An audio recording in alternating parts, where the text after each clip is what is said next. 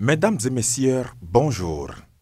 La prévalence de la cybercriminalité au Bénin prend une autre ampleur, informe et alerte Fraternité qui rapporte que les acteurs impliqués dans cette pratique utilisent de plus en plus des méthodes vraiment sophistiquées.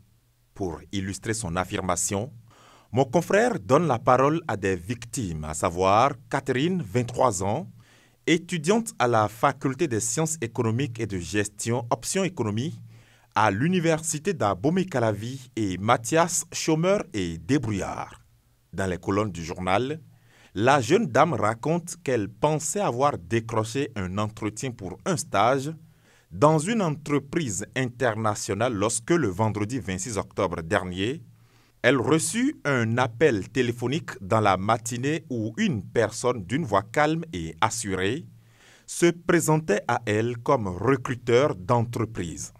Je cite, « La personne s'est présentée très rapidement et me demande si c'est bien moi. En un mot, c'est une personne qui connaît tout sur moi, du moins mon parcours scolaire et académique.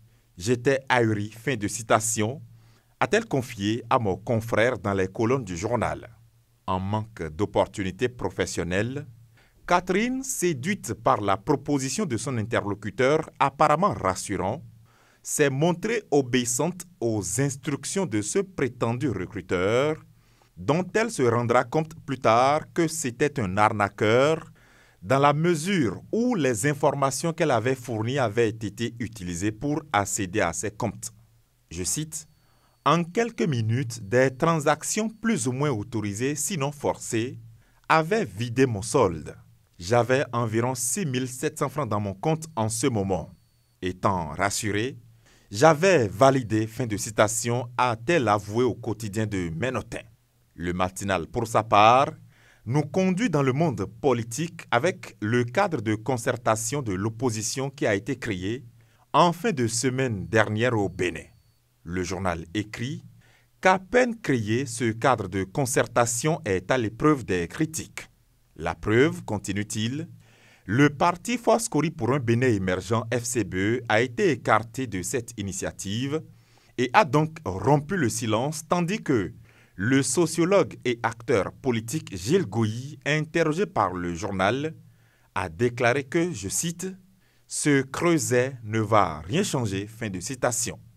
Dans cette logique, Matin Libre pense qu'après la mise en place de ce cadre de concertation, l'opposition est contrainte de resserrer les rangs.